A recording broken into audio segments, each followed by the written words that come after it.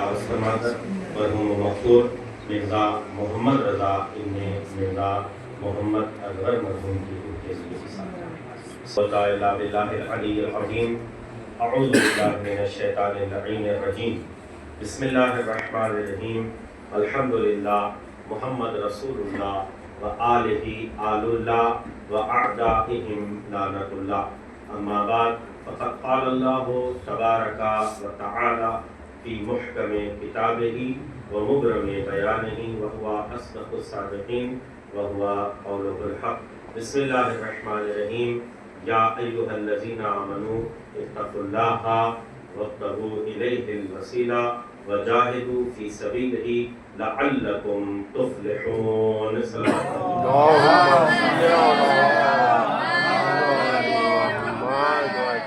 عزیزان گرامی، پروردگار عالم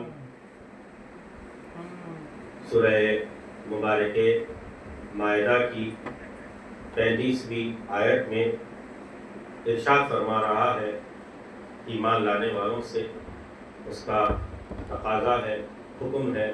اللہ کا ارشاد صاحبان ایمان سے خطاب کر کے کہہ رہا ہے، اے ایمان لانے والوں، اللہ کا تقوی اختیار کرو اور اس تک پہنچنے کے لیے وسیلہ تلاش کرو اور اس کی راہ میں جہاد کرو، یقیناً تم کیا ہو جاؤ گے؟ کامیاب ہو جاؤ گے۔ جب اللہ سے ایمان لاؤ گے، تقوی اختیار کرو گے اور وسیلہ تلاش کرو گے اور اللہ کی راہ میں جہاد کرو گے۔ جہاد سے مراد لڑائی جھگڑا نہیں، یہاں کوشش کرنے کے ہے، تلاش کرنے کے ہے، جستجو کرنے کے ہے اس کی راہ میں۔ تو یہ کرو گے تو ہوگا کیا؟ تم کامیاب، یقیناً کامیاب ہو۔ لعل جو ہوتا ہے وہ اصل میں عربی زبان میں شاید کے معنی میں آتا ہے، شاید، لیکن جہاں بھی یہ لعل اللہ سے نسبت پا جاتا ہے تو وہ یقیناً کے معنی دیتا ہے۔ اب یہاں شاید کامیاب ہو جاؤ نہیں ہے، جب اللہ کہہ رہا ہے کہ اس کی راہ میں جہاد کرو، اس کو وسیلہ بناؤ، تقوی اختیار کرو، جب اس نے کہہ دیا تو پھر آپ نے عمل کر لیا تو پھر کامیابی یقیناً ہے اس میں، شاید کا لفظ نہیں۔ لیکن اگر میں کہوں لعل تو یہ شاید میں آتا ہے، شاید میں پہنچ جاؤں، شاید میں نہ پہنچ سکوں، شاید میں آپ کو یہ چیز دے دوں، لعل ہمارے لیے۔ لیکن جب لعل اللہ کی نسبت سے ہوتا ہے جہاں بھی قرآن، وہاں یقین کی منزل میں آتا ہے کہ یقیناً اگر کامیابی چاہتے ہو تو 3 چیزیں کرنی ہیں، ایک تقوی، دوسرے جہاد اور تیسرے اس کے راہ میں وسیلہ تلاش کرو اللہ تک پہنچنے کے۔ دیکھیے وسیلہ جو پروردگار عالم کی جانب ہے، اس آیت میں اللہ نے حکم یہ نہیں دیا کہ وسیلہ بناؤ، وسیلہ بنانے کا حکم نہیں ہے، وسیلہ تلاش کرنے کا حکم ہے۔ وسیلہ اللہ نے بنا دیا ہے، اب امت کا کام وسیلہ بنانا نہیں ہے بلکہ وسیلہ تلاش کرنا ہے اور اس وسیلے کو اللہ اور اپنے درمیان میں قربت کا ذریعہ بتا رہی وابتغوا الیہ الوسیلہ، وسیلہ بناؤ کا حکم نہیں ہے، وسیلہ تلاش کرنا۔ تو وسیلہ، ایک وسیلہ، ان تمام وسیلوں میں اس وسیلے پہ بات کرنے سے پہلے وہ وسیلہ جس کی وجہ سے ہم دنیا میں آئے ہیں اس وسیلے کو ہم سمجھ لیں کہ وہ وسیلہ کیا ہے۔ اس وسیلے کو کہتے ہیں والدین، یعنی والدین، ماں باپ ہمارے خالق نہیں ہے، خالق اللہ ہے، لیکن وسیلہ خلق، ذریعہ خلق کس کو بنایا ہے؟ اللہ نے ماں باپ کو بنایا ہے ہمارے ذریعہ خلق، یعنی خالق تو اللہ ہے لیکن یہ وسیلہ جو ماں باپ کو بنایا ہے ہماری خلقت کے لیے، ذریعہ بنایا ہے، ان کے ذریعے سے ہم دنیا میں آئے ہیں۔ بڑا احترام ہے ان کا۔ سورہ مبارک لقمان کی 14ویں آیت میں پروردگار عالم ایسا کہیں اور نہیں ملا۔ تو آپ دیکھیے، آیت میں پڑھوں گا، ترجمہ کروں گا تو شاید آپ کو ماں باپ کی عظمت پتہ چلے کہ قرآن ماں باپ کو کیا کہتا ہے، ہم ماں باپ کو کیا سمجھتے ہیں، کیسا بہترین وسیلہ ہے ماں باپ کے لیے۔ کہتا ہے قرآن مجید میں وَوَصَّيْنَا الْإِنسَانَ بِوَالِدَيْهِ وَوَزَّتْهُ أُمُّهُ وَهْنًا عَلَى وَهْنٍ وَفِصَالُهُ فِي عَامَيْنِ أَنِ اشْكُرْ لِي وَلِوَالِدَيْكَ إِلَيَّ الْمَصِيرُ۔ پروردگار ارشاد فرماتا ہے ہم نے انسان کو وصیت کی، انسان کو نصیحت کی کہ وہ اپنے والدین سے کیا کرے؟ احسان کرے۔ ایک مرتبہ درود پڑھے محمد اللہ کہہ رہا ہے وَوَصَّيْنَا الْإِنسَانَ، ہم نے انسان کو وصیت کی ہے کہ وہ اپنے والدین کے ساتھ کیا کرے؟ احسان کرے۔ وَوَزَّتْهُ، ہم حملتہ امہ وہنا علی وہن، اس کی ماں نے اسے کمزوری پر کمزوری اٹھا کے اپنے شکم میں جگہ دے کے رکھا، یعنی وہنا علی وہن، یعنی وہن کہتے ہیں کمزوری. جب کوئی شکم میں بچہ آ جاتا ہے تو ماں اپنے بدن میں ضعف و ناتوانی محسوس کرتی ہے، کمزور ہو جاتی ہے عورت. یعنی ماں نے کمزوری پہ کمزوری اٹھا کے تمہیں اپنے پیٹ میں اٹھایا رکھا ہے. وَوَضَعَتْ حَمَلَتْهُ وَهْنًا عَلَى وَهْنٍ، ماں نے تمہیں کمزوری پر کمزوری اٹھا کے رکھا ہے. وَفِصَالُهُ فِي عَامَيْنِ، اور اس سے ماں سے جو جدائی کا تمہارے عرصہ رہا وہ 2 سال کا رہا، یعنی 2 سال تک پیٹ سے نکالنے کے بعد بھی 2 سال تک وہ تمہیں اپنی چھاتی سے لگا کے دودھ پلاتی رہی. دیکھیے ایک بات ہو رہی ہے شکم کے اندر کی، اللہ احسان بتا رہا ہے ماں کا. کیوں احسان کرو؟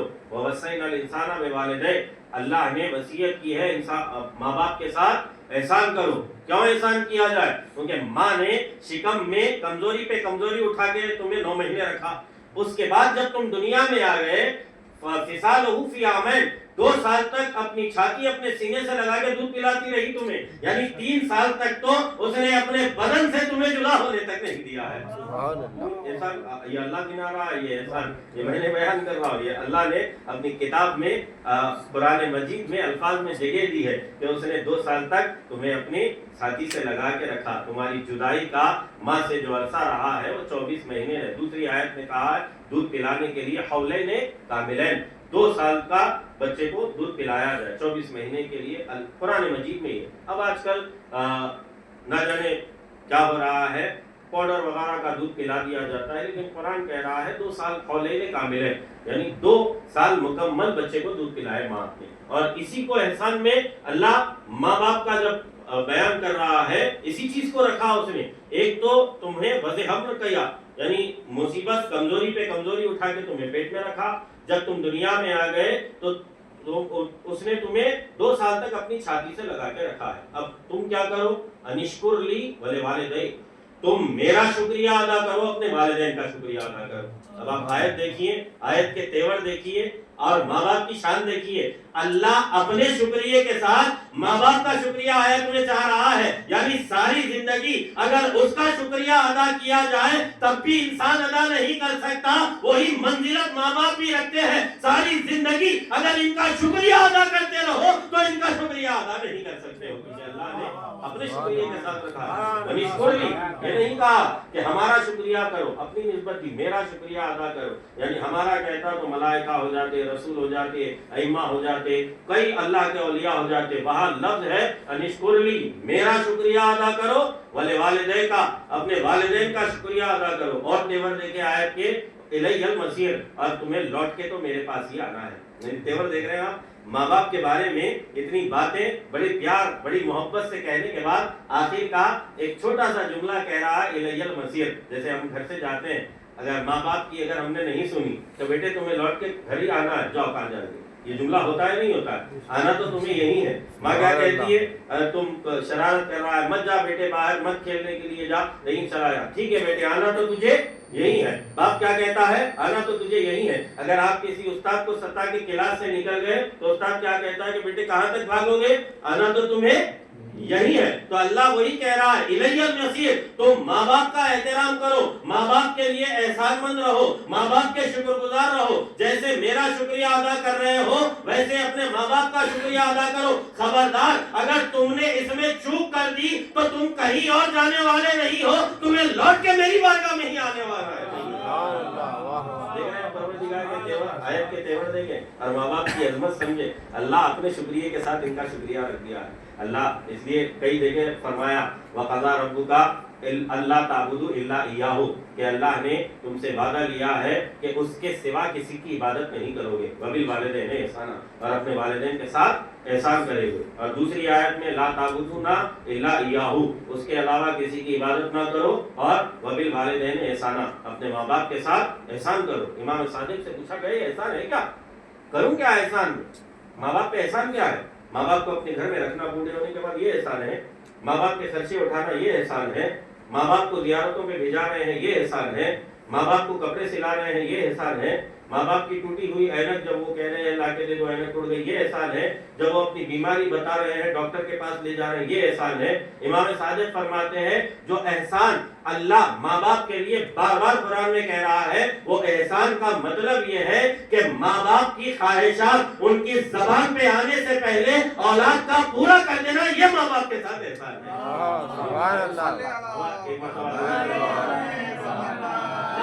کیا ہو گیا ہے؟ ہمیں اللہ احسان مانگ رہا ہے والدین کے ساتھ، اور ہم ان کی ضرورت کے تحت جب وہ کہتے ہیں طبیعت خراب ہے تو دوا دی جا رہی ہے، جب وہ کہہ رہے ہیں اینک ٹوٹ گئی تو بنائی جا رہی ہے، جب وہ کہہ رہے ہیں کہ مجھے لباس چاہیے تب دیا جا رہا ہے. لیکن وہ جو ضرورت ان کو جس چیز کی ہے، ماں باپ کے زبان پہ آنے سے پہلے ہمیں احساس ہو جانا چاہیے. اللہ کا خواہش، اللہ کا مطالبہ تو یہ ہے بندوں سے اپنے کہ اے میرے بندوں، ماں باپ کے خواہشات ان کی زبان پہ آنے سے پہلے تم پورا کر دو. یہ میرا ارمان ہے، یہ میرا تمہارے لیے حکم ہے، یہ میرا فرمان ہے. لیکن ہم کیا کہہ رہے ہیں؟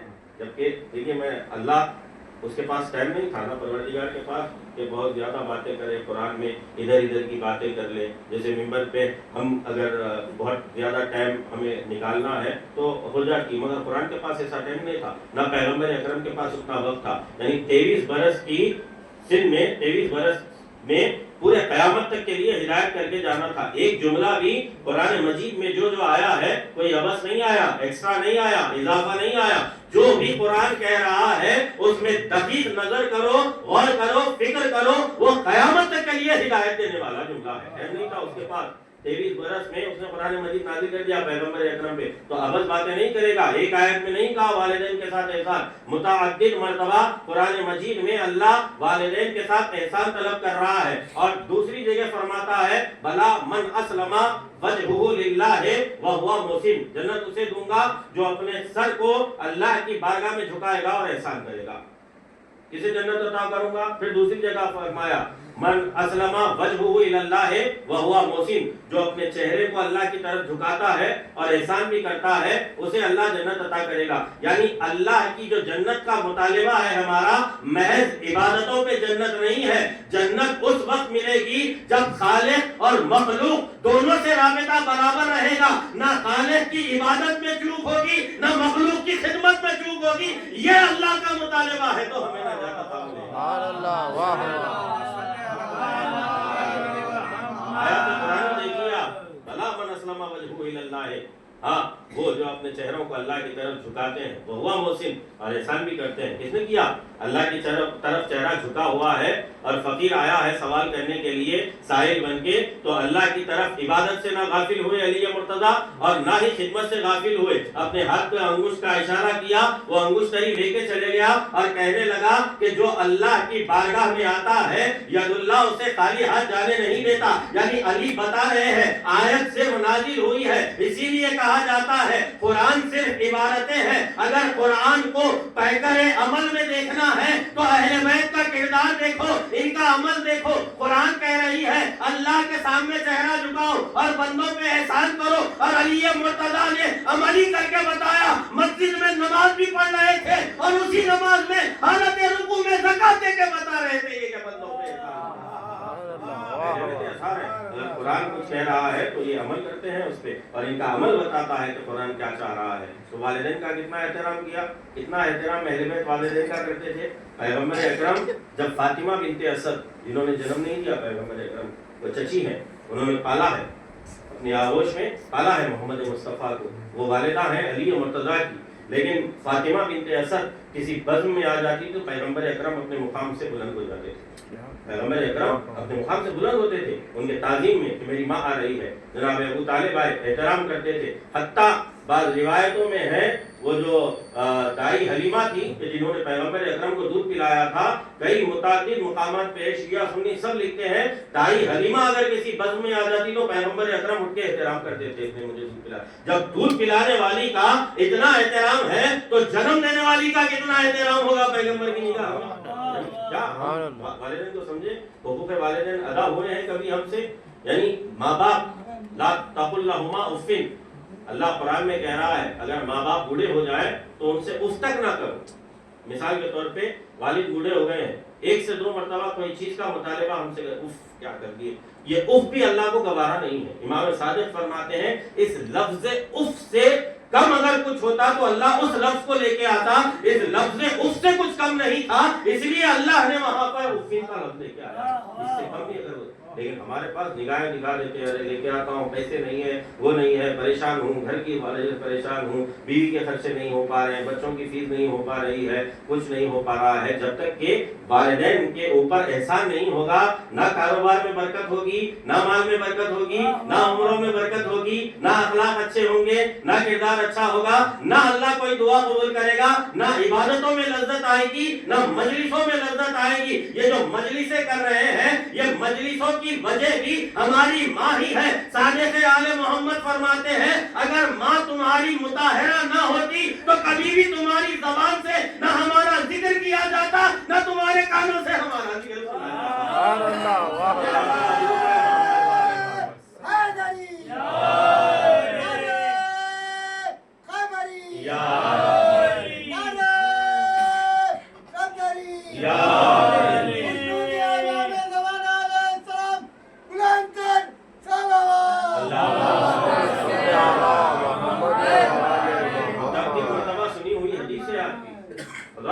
لاکھوں مرتبہ آپ نے سنی ہے کہ جب کبھی ہماری محبت کی حرارت کو دلوں میں محسوس کرو تو اپنی ماں کے حق میں دعا کرو کہ اس نے تمہارے باپ کے حق میں خیانت نہیں کی تھی، جس کی وجہ سے تمہارے دلوں میں ہماری محبت پیدا ہوئی ہے۔ ماں وسیلہ ہے نا، ہم اہل بیت کی محبت ہمارے دلوں میں ہے۔ امام جعفر صادق نے باپ کی نسبت نہیں دی، باپ کا شکریہ نہیں کہا۔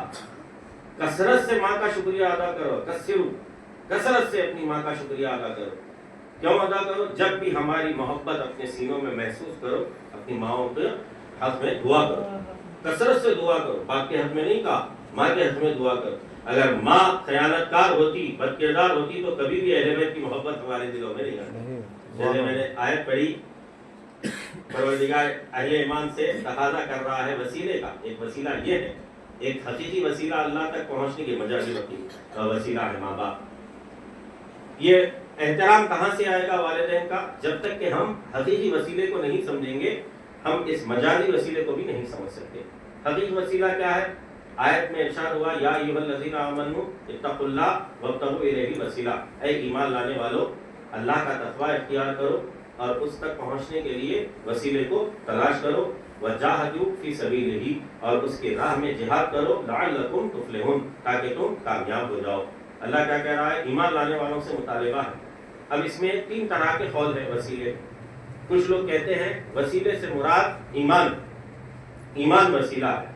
کچھ نے کہا کہ بھائی نماز وسیلہ ہے، اس لیے قرآن میں کہا گیا ہے استعینوا بالصبر والصلاۃ، نماز اور صبر کے ذریعے، صبر سے مراد روزہ، تفسیر نماز اور صبر سے کے ذریعے سے یہ مدد مانگو۔ تو کچھ نے کہا کہ وسیلے سے مراد ایمان ہے، کچھ نے کہا وسیلے سے مراد 3 نظریے میں بیان کروں جلدی۔ ایک نظریہ یہ ہے کہ وسیلے سے مراد ایمان، دوسرا نظریہ یہ ہے کہ وسیلے سے مراد نماز ہے، تیسرے ایک صاحب ہے ابن، جو ہم اکثر اپنی زبان پہ میں لانا نہیں چاہ رہا ہوں، ایک ابو ہے، ایک اس کے بعد کے ابن ہے، وہ کہتے ہیں کہ وسیلے سے مراد عمل صالح ہے، جو بھی ہم اعمال کرتے ہیں، نیک عمل جو انجام دیے جاتے ہیں وہ وسیلہ ہے، جبکہ آیت کچھ اور کہہ رہی ہے۔ پہلا ان کا کیا نظریہ تھا؟ کہا کہ ایمان وسیلہ ہے، دوسرا کہہ رہے ہیں نماز وسیلہ ہے، تیسرا کہا عمل صالح وسیلہ ہے۔ لیکن اللہ خطاب کیا کر رہا ہے؟ یا ایھا الذین آمنوا، ایمان لانے والوں سے خطاب کر رہا ہے۔ جب ایمان لے کے آ گئے ہیں تو ایمان لانے والوں سے وسیلہ تلاش کرو کہہ رہا ہے۔ اگر وسیلہ خود ایمان ہوتا تو کبھی بھی ایمان لانے کے بعد ایمان لانے والوں کو وسیلہ اختیار کرنے کا ہوگا۔ وسیلہ نکل گیا، یہ کہہ رہے تھے وسیلہ ہے، ایمان وسیلہ ہے۔ تو جب مطالبہ ایمان والوں سے ہے، تو جب ایمان لے کے آ گئے تو پھر وسیلے کو تلاش کرنے کا حکم کیوں دے رہا ہے؟ جب ایمان وسیلہ ہے تو پتہ چلا ایمان وسیلہ نہیں ہے۔ پھر کیا کہا؟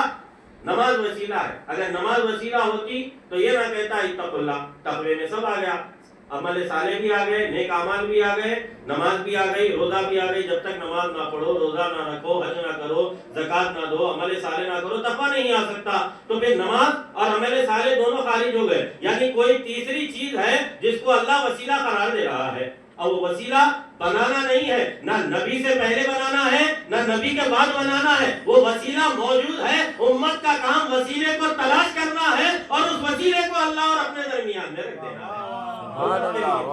تلاش کرنا ہے، بنانا تو نہیں ہے. تو یہ نظری ہو گئے. تو وسیلہ کوئی چیز ہے، کوئی ذات ہے. اب کچھ ہے کہ ذات نہیں ہے، کوئی اور ہے، تو میں نے پیش کر دیا. آیت خود بتا رہی ہے نہ ایمان وسیلہ ہے، نہ عمل صالح وسیلہ ہے، نہ نماز وسیلہ ہے. کوئی ایسی ذات ہے جو وسیلہ ہے. اب وسیلہ کیا ہے؟ جناب موسیٰ کا واقعہ دیکھیے. وسیلہ آیت میں حکم ہے کہ وسیلہ تلاش کرو، بناؤ نہیں. اگر آپ کو اور زیادہ میں سمجھانا چاہوں تو جناب موسیٰ کی مثال سے آپ اور سمجھ جائیں. وسیلہ جو بنایا نہیں جاتا، اللہ جسے وسیلہ بنا دیتا ہے اسے قبول کرنے کا حکم ہے، تلاش کرنے. موسیٰ کوہ طور پہ گئے، وہاں درخت سے آواز آئی، موسیٰ میں تمہارا اللہ بول رہا ہوں. موسیٰ نے مان لیا. درخت سے آواز آئی، موسیٰ میں اللہ بول رہا ہوں. تو موسیٰ نے کیا کیا؟ مان لیا. تو درخت وسیلہ بنانا، پروردگار موسیٰ کلیم اللہ اس لیے کہہ رہا ہے. اب جب وہاں سے آئے تو سامری نے بچڑا بنایا گائے کا، اور اس بچڑے سے بلوا رہا تھا، وہ بھی بول رہا تھا، لیکن موسیٰ نے اسے نہیں مانا. درخت بولا تو موسیٰ نے اقرار کر لیا، ایمان لے آئے، مان لیا. لیکن وہی سامری نے بچڑا بنایا اپنے ہاتھوں سے اور اس سے کہا بولنے کے لیے، وہ بھی بولا، مگر موسیٰ نے مانا نہیں. کیوں نہیں مانا؟ یعنی موسیٰ نے پہلے ہی بتا دیا محمد مصطفیٰ کے آنے سے پہلے ہی کہ وسیلہ اپنے ہاتھوں سے نہیں بنایا جاتا. جسے وہ وسیلہ بناتا ہے اسے ایمان رکھنے کا نام یہی ایمان ہے، یہی نجات ہے. محمد والے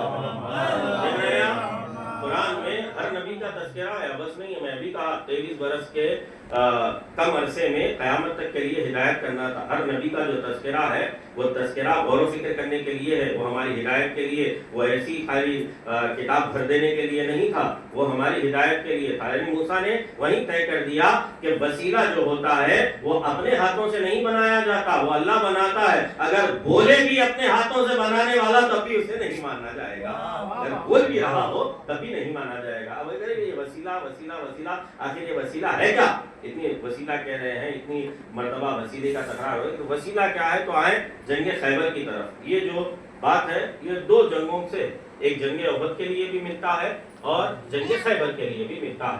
پیغمبر اکرم نے 39 دن کہا ایاک نعبد و ایاک نستعین، اے اللہ میں تیری عبادت کرتا ہوں اور تیری مدد مانگتا ہوں. وہ کہتے ہیں نا ایاک نعبد و ایاک نستعین. 39 دن پیغمبر نے کیا کہا؟ ایاک نعبد و ایاک نستعین. 40ویں دن اللہ نے حکم دیا ہے پیغمبر کہو نادے علی مظہر العجائب تجرہ انا لکا فی النوائب کل ہم و غم سینجلی بالولایت کا یا علی یا علی یا علی. کیا ہوا؟ 39 دن کہہ رہے ہیں پیغمبر اکرم ایاک نعبد و ایاک نستعین. تو یعنی وسیلہ بنا، نادے علی، آواز دو علی کو. ندا کہتے ہیں آواز دینے کو، چلانے.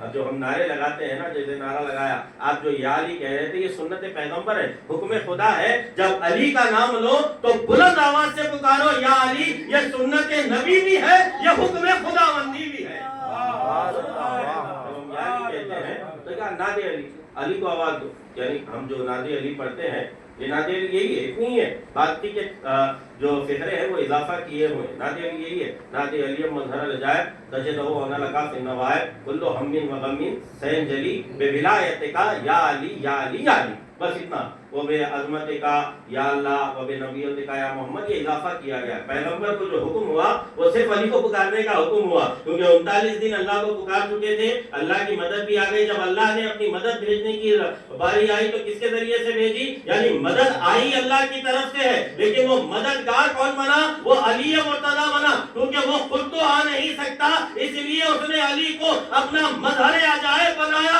ید اللہ بنایا.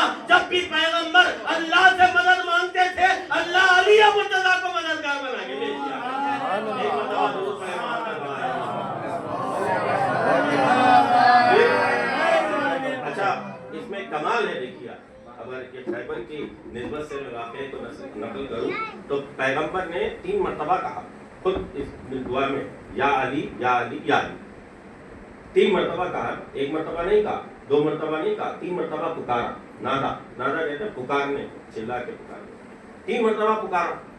اور جب نبی خیبر کے میدان سے آواز دے رہے تھے، جب یہ ندا دے رہے تھے، تو تاریخ بتاتی ہے کہ علی مرتضی کھجور کے درخت سے کھجور اتار رہے تھے. وہ میدان میں موجود نہیں تھے، وہ کھجور کے درخت سے کھجور اتار رہے تھے. پہلی مرتبہ، اب جس نے تیسری مرتبہ سنی، پہلی مرتبہ تو سنی ہوگی، 3 مرتبہ آواز دی نا، علی تیسری آواز میں پہنچے. دیکھیں، ایک چیز ہوتی ہے واجب، ایک چیز ہوتی ہے مستحب، اور ایک چیز ہوتی ہے مکروہ، ایک چیز ہوتی ہے مباح، ایک چیز ہوتی ہے حرام. واجب وہ جس کا کرنا ہمارے اوپر لازم ہے، نہ کرنے پہ عذاب. حرام وہ جس کا نہیں کرنا ہمارے لیے ثواب دہ ہے اور جس کا کرنا ہمارے لیے عذاب کا مرتکب ہوتا ہے. اور مستحب وہ جو جس کا کرنے میں ثواب نہ کرے تو کوئی بات نہیں. مکروہ وہ جس کا نہ کرنا اچھا ہے، کرے تو کوئی بات نہیں. مستحب ایک ہوتا ہے، یعنی سنت جسے کہا جاتا ہے، ایک مستحب ہوتا ہے، ایک مستحب مؤکد ہوتا ہے. مستحب یعنی جس کا کرنا اچھا ہے، اور مستحب مؤکد اسے کہتے ہیں جس کا کرنا واجب سے قریب ہو. واجب سے جو قریب ہو جائے اسے کہتے ہیں مستحب مؤکد.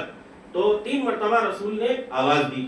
سارے مسلمان فرقوں کا یہ نظریہ ہے کہ اگر نبی 3 مرتبہ کسی عمل کو انجام دے دے تو وہ اب مستحب نہیں رہتا ہے، وہ مستحب مؤکد ہو جاتا ہے، یعنی واجب سے قریب ہو جاتا ہے. تو علی کھجور اتار رہے تھے، پہلی مرتبہ کہا یا علی، دوسری مرتبہ کہا یا علی، جیسے ہی تیسری مرتبہ کہا یا علی، علی فوراً وہاں میدان خیبر میں پہنچ گئے، اس لیے کہ علی مظہر عجائب تھے. چشمے زدن میں وہاں کھجور کے درخت سے میدان میں آ کے کھڑے ہو گئے، کہنے لگے لبیک یا رسول اللہ. سبحان اللہ، واہ آپ کی آواز پہ، یعنی مستحب مؤکد ہے. علی کو صدا دینا بھی سنت رسول ہے، اور علی کو 3 مرتبہ صدا دینا بھی یہ بھی سنت رسول ہے، اللہ کا حکم ہے. اچھا خیر، خیبر میں آ گئے، یہ نادے علی. اب وسیلہ بتا رہے ہیں. تب بھائی وسیلہ ہے کیا؟ ہمارے تک دین آیا کس کے ذریعے سے؟ پیغمبر کے ذریعے سے. اللہ تک پہنچنے کا وسیلہ ہے نا، وابتغوا الیہ وسیلہ، میرے طرف آنے کے لیے وسیلہ تلاش کرو. یہ تمام انبیاء جو گزرے ہیں پیغمبر اکرم سے پہلے، یہ سارے اللہ کے لیے وسیلہ ہی ہوئے. جناب آدم سے لے کے جناب عیسیٰ، سارے وسیلے.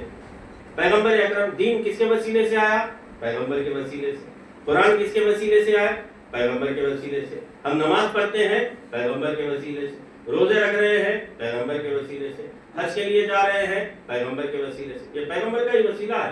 کیونکہ دیکھیے، یا تو وسیلہ تلاش کرو، اور وسیلہ وہی بنے گا جو اللہ کے زیادہ قریب رہے گا، جو اللہ کا اپنا رہے گا. وسیلہ ہر کوئی نہیں ہو سکتا. وسیلہ وہی ہوگا جسے اللہ اپنا کہے. پیغمبر کو اللہ نے بارہا اپنا کہا، سبحان الذی اسری بعبدہ لیلا من المسجد الحرام الی المسجد الاقصی. پاک و پاکیزہ ہے وہ ذات جو اپنے بندے کو ایک رات میں مسجد الحرام سے مسجد الاقصی کی طرف لے کے گئی. اپنے بندے کو اپنا. جب جو پیغمبر اس کے اپنے ہیں تو اس سے زیادہ قریب ہیں. اگر کسی کو اللہ کی قربت چاہیے تو اسے پیغمبر کے قریب ہونا پڑے گا. جسے بھی اللہ سے قریب ہونا ہے اسے پیغمبر کے قریب ہونا پڑے گا. کیونکہ قربت کے 3 طریقے ہیں. 3 طریقے سے انسان کسی کے بھی قریب ہوتا ہے.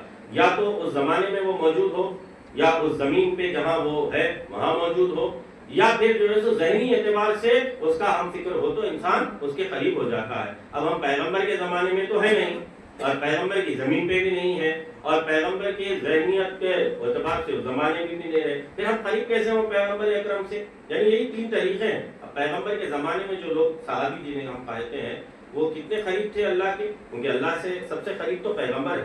پیغمبر اللہ کے سب سے زیادہ قریب ہے. اور جو صحابی پیغمبر کے اطراف بیٹھتے تھے وہ بہت زیادہ، جو جتنا پیغمبر کے قریب صحابی ہے وہ اللہ سے اتنا ہی قریب ہے. پیغمبر وسیلہ ہے. پیغمبر سے جتنا قریب ہے وہ اللہ سے اتنا قریب ہے. ہم احترام کرتے ہیں، لوگ ہم پہ الزام لگاتے ہیں کہ ہم صحابہ کا احترام نہیں کرتے. ہم سے زیادہ کوئی صحابی کا احترام نہیں کرتا. میرا اللہ کے نزدیک پیغمبر ہے اللہ سے قریب، اور جو پیغمبر سے جتنا قریب ہوتا چلا جائے گا وہ اللہ سے اتنا قریب ہے. جو پہلو سے پہلو لگا کے بیٹھا وہ زیادہ قریب ہے. جو شانے سے شانے ملا کے بیٹھا ہوا ہے وہ بھی اللہ کے قریب ہے. لیکن فرق تو سمجھو، شانہ سے شانہ ملا کے بیٹھنے والا اور ہے، اور جو شانے پہ کھڑا ہو کر बुतों को तोड़ देता है वो और होता है। سبحان اللہ، واہ واہ۔ اس وقت کے قائل ہیں صحابیت کی کوئی ہم منکر نہیں ہے، ان کی عظمت کو نہیں گھٹاتے۔ شانہ بہ شانہ بیٹھنے والا، شانے سے شانہ ملا کے چلنے والا اور ہے، شانے پہ سوار ہونے والا اور ہے۔ تم شانے سے شانہ ملانے والے کو شانے پہ سوار ہونے والے کے برابر کر دو گے تو ہم اعتراض کریں گے۔ یہ تو اعتراض کے قابل ہوگا نا، شانہ سے شانہ ملانے والا اور اتنے قریب تھے وہ زمانے کے لوگ، دیکھیں آپ کتنے قریب ہے صحابہ، حقیقت میں اللہ کے کتنے قریب ہیں رسول اللہ، اللہ کے قریب، اور جو رسول اللہ کے قریب ہیں وہ اللہ کے قریب۔ دیکھیں ہم جب اللہ کے بہت دور ہیں، جب ہمیں اللہ سے قریب ہونا ہوتا ہے تو ہم کیا کہتے ہیں، ایاک نعبد و ایاک نستعین، تو اس سے تھوڑا قریب ہو جاتے ہیں، اور قریب ہونا چاہتے ہیں تو تھوڑا وضو کر لیتے ہیں، نماز میں مصلی پہ چلے جاتے ہیں اور قریب ہو جاتے ہیں، اور کسی کو قربت چاہیے قبلہ رخ ہو جائے وہ اللہ سے قریب ہو جائے، اور زیادہ کسی کو قربت چاہیے تو وہ خانہ خدا پہ چلے جائے، وہاں پر خانہ خدا کی زیارت جو چلا جائے گا اور زیادہ قریب ہو گیا۔ ایک گھر میں آپ مصلی بچھا کے نماز پڑھ رہے قریب ہوئے، مسجد میں چلے گئے تھوڑا قریب تر ہو گئے، مسجد سے نکل کے آپ خانہ کعبہ میں چلے گئے اور زیادہ قریب ہو گئے۔ اب اس سے زیادہ کسی کو نہ اللہ سے قربت کی اور خواہش بڑھ رہی ہے تو اسے اس کے قریب ہو جانا چاہیے جو اللہ سے اتنے قریب ہو گیا تھا، کعبہ قوسین اور ادنیٰ کی منزل میں آ گیا تھا۔ رسول نے کہا کہ معراج پہ مجھ میں اور اللہ میں اتنا فاصلہ رہ گیا تھا، 2 کمانوں کا، بلکہ اس سے کم کا فاصلہ تھا، اگر وہ طے کر دیتا تو میں اللہ کی زیارت کر لیتا۔ تو ان سے قریب ہو جائیں ہم، تو جتنا ان سے قریب ہوتے چلے جائیں گے ہم اتنا اللہ سے قریب ہوتے چلے جائیں گے۔ اب آپ دیکھیں، میں نتیجہ دے رہا ہوں، وسیلے پہ آ رہا ہوں، اتنے قریب جو اللہ سے بھی ہے رسول سے بھی ہے، جو جتنا رسول سے قریب وہ اللہ سے اتنا قریب، پہلو سے پہلو لگا کے بیٹھنے والا رسول سے قریب ہے، اللہ سے قریب ہے، شانہ سے شانہ ملانے والا رسول کے اللہ سے قریب ہے، رسول کے ساتھ نماز پڑھنے والا، ہم نماز پڑھ رہے ہیں اللہ سے قریب ہونے، ہماری نماز اور وہ جو رسول اللہ کے ساتھ نماز پڑھے وہ ہمارے سے زیادہ اللہ سے زیادہ قربت رکھتے تھے۔ ہم روزہ رکھ رہے ہیں رسول کے کہنے پہ، لیکن جو رسول کے ساتھ روزہ رکھتے تھے وہ زیادہ قریب تر تھے اللہ سے، اور ہم حج کر رہے ہیں رسول کے حکم کی بنا پہ، لیکن جو لوگوں نے رسول کے ساتھ حج کیا، رسول کے ساتھ وہاں پر مینا میں مناسک حج انجام دیے، رسول کے ساتھ طواف کیا، رسول اللہ کے ساتھ رمی جمرات کیے، رسول اللہ کے ساتھ صفا و مروہ کے درمیان میں دوڑے، وہ زیادہ قریب تر ہے، یعنی ہم سے زیادہ قریب ہے، ہم اتنے قریب نہیں ہیں، وہ بہت زیادہ قریب ہے۔ وہ صحابی جو رسول کے پیچھے نماز پڑھتے رہے، جو رسول کے ساتھ حج کرتے رہے، جو رسول کے ساتھ زکات دیتے رہے، جو رسول کے ساتھ حج پہ گئے ہیں، ان لوگوں کو، اتنے قربت زدہ، اتنے قرابت داروں کو، اتنے نزدیک والوں کو ایک میدان میں رسول اللہ نے روک دیا اور روک کے یہ کہا کہ جب تک اس علی کی ولایت کا اقرار نہیں کر لو گے تب تک اللہ تمہیں بھی نجات دینے والا نہیں ہے۔ قریب لوگوں کو بھی روک کے کہہ دیا، جب تک کہ علی کی ولایت کا اقرار نہیں کرو گے، چاہے میرے سے کتنی قربت تمہاری ہو، لیکن اگر اس کی ولایت نہیں ہے تو یہ قربت فائدہ دینے والی نہیں ہے۔ یعنی ہم اتنے دور والے ہیں مگر وہ تو کتنے قریب تھے، جو جتنا رسول اللہ سے قریب وہ اتنا اللہ سے قریب۔ اتنے قرابت داروں کو میدان میں چنچناتی ہوئی دھوپ میں روک دیا، کہنے لگا اے قرابت دارو، اے مجھ سے محبت کرنے والوں، اے میری صحبت میں بیٹھنے والوں، اے میری آواز پہ لبیک کہنے والوں، اے میری نماز کا حکم دینے پر نماز پڑھنے والوں، روزے کا حکم دینے پہ روزے رکھنے والوں، زکات کا حکم دینے پر زکات دینے والوں، میرے ساتھ حج کے لیے اپنے بیوی بچوں کو چھوڑ کے آنے والوں، اگر اس علی کی ولایت کا اقرار نہیں کیا تو اللہ تمہیں نجات نہیں دے گا۔ یعنی میری قربت اسی کو فائدہ پہنچائے گی جو علی سے قریب ہوگا، جو علی سے قریب ہو گیا وہ مجھ سے قریب ہے، اور جو مجھ سے قریب ہو گیا وہ اللہ سے قریب ہو گیا۔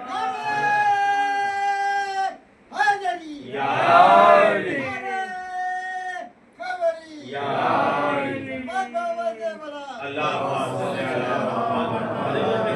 جو علی سے قریب ہو گیا وہ اللہ سے قریب۔ جتنے قربت زداؤں کی عبادتیں داؤ پہ لگ گئی اگر علی مرتضیٰ نہ ہو، یعنی ایسی قرابت داری تو ہو اللہ سے، اتنی قربت تو ہو کہ جن کے وسیلے سے اللہ مل جائے، جن کے قریب جانے سے اللہ کی قربت حاصل ہو جائے، جن کے نزدیک ہونے سے انسان اللہ کے نزدیک ہو جائے۔ کہا کیا اللہ نے جب یہ پیغام دے دیا اور سارے قرابت داروں کو سنا دیا، نزدیکیوں کو، کہا کہ الیوم اکملت لکم دینکم واتممت علیکم نعمتی ورضیت لکم الاسلام، آج یعنی جو میں نے ولایت پہنچائی آج دین کامل ہو گیا، نعمتیں تمام ہو گئی اور میں اس تمہارے دین سے راضی ہو گیا۔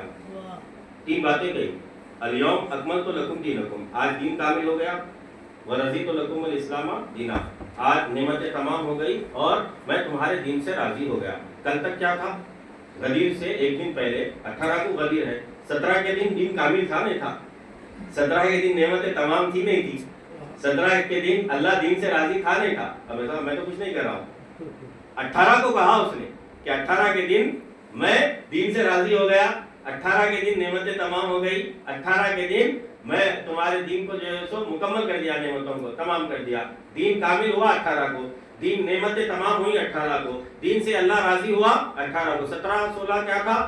دین کامل نہیں تھا، جبکہ لا الہ الا اللہ ہے، محمد رسول اللہ ہے، لیکن اللہ بتانا یہ چاہ رہا تھا جب تک کہ لا الہ الا اللہ محمد رسول اللہ کے ساتھ علی ولی اللہ کا کلمہ نہ جڑ جائے وہ دین ناقص ہے، وہ دین کامل نہیں ہے، وہ نعمتیں تمام نہیں ہے، اس دین سے میں راضی نہیں ہوں جس دین میں علی کی ولایت کا کلمہ نہ آ جائے۔ سبحان اللہ، واہ واہ۔ دین میں علی کی ولایت کا کلمہ شامل نہ کر دیا، دین ناقص۔ جب تک کہ دین میں نعمتوں کو علی کی ولایت کامل نہ ہو گئی، نعمتیں ناقص۔ جب تک کہ دین اسی وقت مکمل کیا گیا جب علی کی ولایت پہ آیا، یعنی یہ علی مرتضیٰ ایسا بہترین وسیلہ۔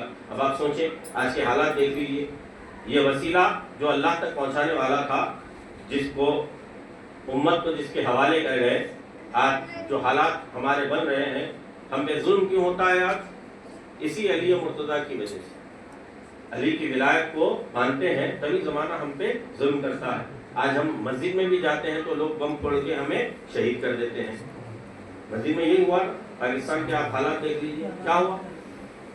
قاری قرآن ہے، آپ اگر آئی ڈی کارڈ مل رہے ہیں، اب مجھے نہیں پتا کیسے ملتے ہیں، کسی ایک جگہ پہ خدا نخواستہ کہیں کوئی بم پھوڑ دے اور اپنے آپ خودکش حملے کے لیے چلا جائے، اور وہ شخص جس کے خودکش حملہ ہوتا ہے بدن کے چیتھڑے اڑ جاتے ہیں، لیکن آئی ڈی کارڈ جیسے کا ویسا ملتا ہے اس کا۔ ہنسنے کی باتیں نہیں، ایک بم پھوڑنے والا آیا، جس مسجد میں، جس عاشور خانے میں، جس مقام پہ اس نے انتظار کیا، وہاں چیتھڑے اڑ گئے، دیواروں کے، لوہے پتھروں کے چیتھڑے اڑ گئے، اور اس کے بدن کے بھی چیتھڑے اڑ گئے، لیکن وہ جو آئی ڈی کارڈ اس کا تھا وہ ویسی کے ویسا ہی ہے، اس کا نام بھی ہے، اس کی تصویر بھی ہے۔ ایک ایسا المیہ ہے، یعنی جہاں بدن نہیں بچ رہے ہیں انفجار میں، جہاں پتھر مضبوط نہیں بچ رہے ہیں، چکنا چور ہو رہے ہیں، وہ آئی ڈی کارڈ بچ گیا۔ کون سی کس دھات کا بنایا ہوا آئی ڈی کارڈ تھا؟ کسے بنایا گیا تھا آئی ڈی کارڈ؟ اور کسے بیوقوف بناتے ہیں یہ لوگ، کسے دیوانہ سمجھتے ہیں یہ لوگ؟ یہ دشمنی علی مرتضیٰ کی شروع سے چلی آ رہی ہے، یعنی جو پہلا وسیلہ بنایا تھا پیغمبر نے غدیر میں، اب آپ دیکھ لیجئے مسجد میں سب سے پہلا حملہ کس پہ کیا گیا؟ اسی وسیلے پہ کیا گیا۔ پہلے مرتبہ مسجد میں جو حملہ ہوا وہ کب کیا گیا؟ مسجد میں، مسجد کوفہ میں علی مرتضیٰ پہ حملہ کیا گیا۔ یہ اسی ابن ملجم کی نسل کے لوگ ہیں، اور وہ جو مر رہے ہیں مسجد میں، وہ ان کا مرنا بتا رہا ہے وہ علی والے ہیں، اور مارنے والوں کا مارنا بتا رہا ہے کہ وہ ابن ملجم والے ہیں۔ یعنی دونوں کا کردار ایک ہی جگہ ہے، یعنی مرنے والوں کا کردار بتا رہا ہے وہ علی والے ہیں، اور مارنے والوں کا کردار بتا رہا ہے کہ وہ ابن ملجم کے ماننے والے ہیں۔ علی والے لاشیں اٹھا رہے ہیں اور ابن ملجم والے لاشیں گرا رہے ہیں، ہمارے مسجدوں میں انتظار کر رہے ہیں، جبکہ قاری قرآن ہے، حافظ قرآن، اور اس کو یہ کہتے ہیں دین کی تبلیغ ہو رہی ہے۔ اسے سمجھتے ہیں یہ دینداری ہے بہت بڑی، اسے سمجھتے ہیں کہ یہ تبلیغ دین ہو رہی ہے، تبلیغ کے نام پہ، مبلغ کے نام پہ جھولے اٹھائے ہوئے، جبکہ قرآن غور نہیں کرتے۔ بارہا میں یہ جملہ کہتا ہوں، قرآن کا اعتراض مسلمانوں سے یہ نہیں ہے کہ قرآن پڑھا نہیں جاتا، مسلمان بہت پڑھتے ہیں قرآن، اور قرآن کہتا بھی یہ پڑھتے ہیں، لیکن اعتراض اللہ کا قرآن میں مسلمانوں سے یہ ہے افلا یتدبرون القرآن، تم قرآن پڑھتے تو ہو، قرآن کے اندر غور نہیں کرتے۔ قرآن پڑھنے کے لیے نازل نہیں کیا گیا، قرآن غور کرنے کے لیے نازل کیا گیا ہے۔ قرآن جتنا غور کرتے جاؤ گے اتنا ہی قرآن تمہیں ہدایت پر آتا جائے گا، اتنا ہی تمہیں ہدایت ملتی چلی جائے گی۔ پڑھنے کے لیے آیا، آ رہے ہیں لٹ کر چلے آ رہے ہیں، اور یہ جو پڑھنے، آپ بتاتا ہوں میں، پڑھنے والے قرآن کر کے آ رہے ہیں، مسجدوں میں بم پھوڑ رہے ہیں۔ اگر قرآن پہ غور کرتے تو قرآن کیا کہہ رہا ہے؟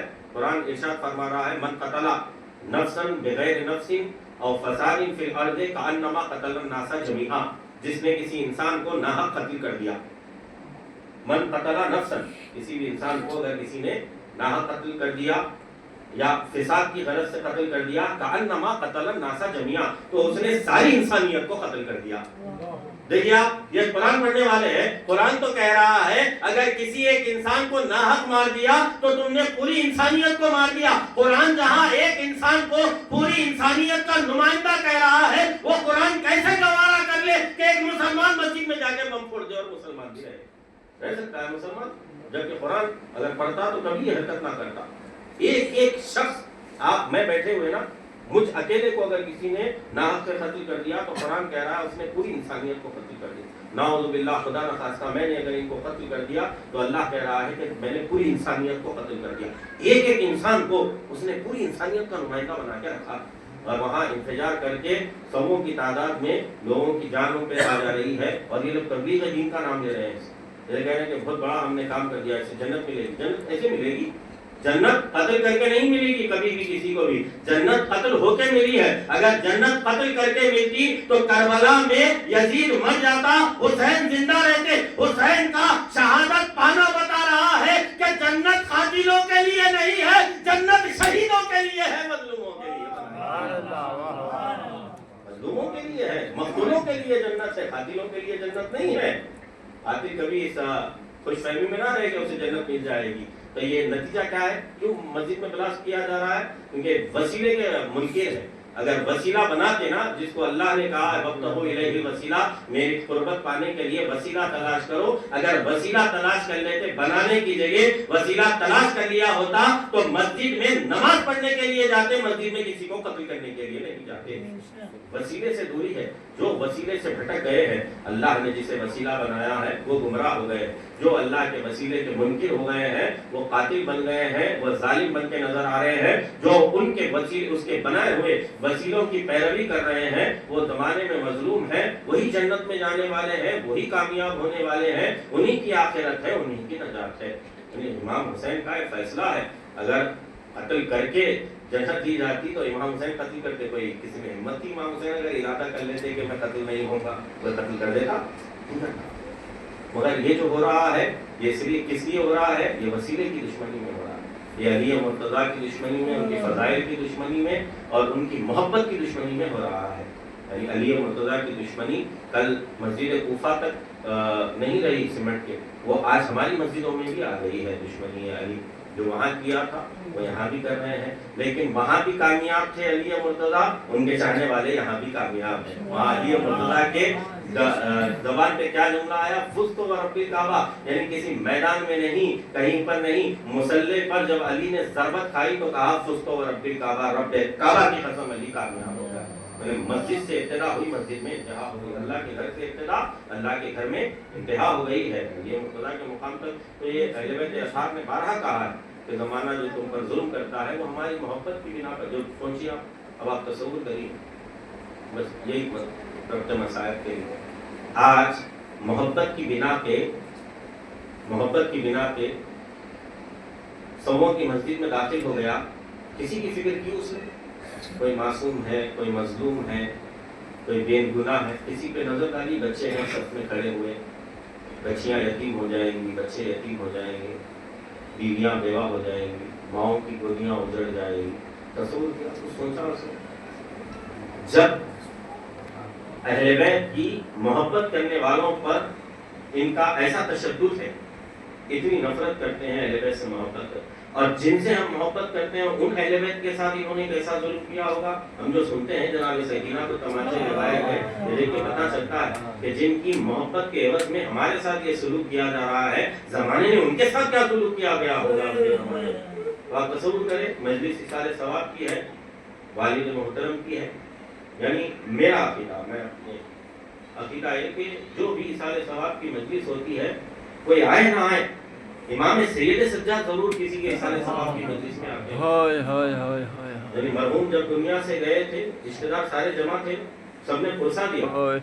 آج اتنے زمانے کے بعد، اتنے عرصے کے بعد ان کے اصال ثواب کی مجلس ہے، تب بھی آپ جمع ہو گئے ہیں، پرسا دینے کے لیے آ گئے ہیں، ان کے باپ کی یاد تازہ کرنے کے لیے آ گئے ہیں، ان کے باپ کا غم ذرا ہلکا کرنے کے لیے، گلے سے لگانے کے لیے آ گئے ہیں۔ یہ جو اصال ثواب کی مجلسیں ہوتی ہیں، ان مجلسوں کا بڑا احترام کیا کیجیے، اس لیے کہ میں کہہ رہا ہوں، مجھے یقین ہے کہ کربلا کا یتیم سید سجاد ضرور اس مجلس میں آتا ہوگا جو کوئی اپنے بابا کے لیے رکھاتا ہے اور دیکھتے ہوں گے چاہنے والوں کو دعائیں دیتے ہوں گے، اے چاہنے والے ارے تیرا بابا چلا گیا تھا، ارے مرے وقت بھی لوگ آگے دعائیں دے رہے تھے، تسلی دے رہے تھے، آج زمانے کے بعد میرے بابا کا تذکرہ کر کے بھی تجھے تسکین مل رہی ہے۔ ہائے رے میں کربلا کے میدان میں جب میں یتیم کیا گیا کسی نے مجھے گلے سے نہیں لگایا، ارے توفے خاردار میرے گلے میں پہنائی گئی، مجھے دیار پہ دیار پھرایا۔ اجرکم اللہ، آج اتنے لوگ پرسہ دینے کے لیے آ گئے ہیں، بہنیں موجود ہوں گی، خواتین موجود ہوں گی، لیکن جناب سکینہ کے دل سے دعا نکل رہی ہوگی کہ ارے کسی کا بابا چلا گیا ہے تو اتنے لوگ پرسہ دینے کے بعد اتنے دنوں کے بعد بھی آ گئے ہیں، لیکن جب سکینہ یتیم ہوئی ابھی ادھر حسین ابن علی کے سر سے بدن سے سر جدا کیا گیا، سکینہ کے رخسار نیلے کر دیے گئے، سکینہ کا دامن جلا دیا گیا، سکینہ کی پشت پہ تازیانے مارے گئے، ارے بچی دوڑتے ہوئے ارے لاشیں بے سر سے لپٹ گئی، اپنے زخمی رخسار رکھ دیے، نہ جانے کیسے تماچے مارے گئے، ارے خیمے سے لاشیں حسین تک آتے آتے سکینہ کے رخسار سے خون نکلنے لگا، سکینہ اپنے باپ کے زخمی سینے پہ زخمی رخسار رکھ کے کہنے لگی ارے بابا کیا یتیموں کا یہی پرسہ ہے، کوئی یتیموں کے ساتھ یہ کرو، اے بابا آپ کے بعد مجھے تماچے مارے گئے، میرے گوشت مارے سینے، بابا میری پشت پر تازیاں، واہ حسین واہ حسین، اللہ لعنت اللہ علی قوم الظالمین وسيعلم الذين ظلموا أي منقلب ينقلبون ربنا تقبل منا إنك أنت السميع العليم بحق محمد وآلہ الطیبین الطاہرین۔ پروردگار ہمارے ذکر خلیل کو اپنی بارگاہ میں قبول فرما، آمین۔ ہمارے آنسوؤں کو رومال فاطمہ زہرا سلام اللہ علیہا میں جگہ عنایت فرما۔ پروردگار تو نے اس مجلس کا جو بھی ثواب معین کیا ہے اسے مرحوم کی روح سے مختص فرما، یہ ذکر کے صدقے میں مرحوم کے درجات بلند ہیں انہیں اور بلندتر فرما، مرحوم کی قبر پہ اپنے رحمت کے فرشتوں کا نور تو اپنے رحمت کے فرشتوں کا نزول فرما، پروردگار مرحوم کی قبر کو منور فرما، مرحوم کے پسماندگان کو صبر جمیل عنایت فرما، پروردگار ہمارے دلوں میں عشق اہل بیت بالخصوص عشق علی میں اضافہ فرما، تجھے واسطہ ہے صاحب امر امام زمانہ ارواحنا لہ الفدا کا، دنیا میں جہاں کہیں بھی مومنین رہتے ہیں ان تمام کی جان مال عزت و آبرو کی حفاظت فرما، پروردگار تمام مقامات مقدسہ کا تحفظ فرما، جلد سے جلد جنت البقیع کے تعمیر کے اسباب کو مہیا فرما، ہم تمام کو جنت البقیع کی زائروں میں شمار فرما، پروردگار تجھے واسطہ ہے باب الحوائج امام موسیٰ کاظم علیہ السلام کا حاضرین میں حاضرین کے رشتہ داروں میں یا بانی مجلس کے رشتہ داروں میں یا دنیا کے جس گوشے میں جو کوئی مومن مومنہ مریض یا مریضہ ہے ان تمام کو صحت کاملہ و عاجلہ عنایت فرما، ہم سب کا خاتمہ خیر پر فرما، تیری آخری حجت امام زمانہ کے ظہور میں تاجیل عنایت فرما، ہم سب کو حضرت کے ناصروں میں شمار فرما اور ہم تمام کو امام زمانہ کی خاص دعاؤں میں شامل فرما۔ ربنا تقبل منا انک انت السمیع العلیم بحق محمد و آلہ الطیبین الطاہرین۔ آپ حضرات سے بار دیگر معروضہ ہے ایک مرتبہ سورہ حمد 3 مرتبہ سورہ اخلاص کی تلاوت فرما کر مرزا محمد رضا ابن مرزا محمد اصغر مرحوم کی روح کے لیے حساب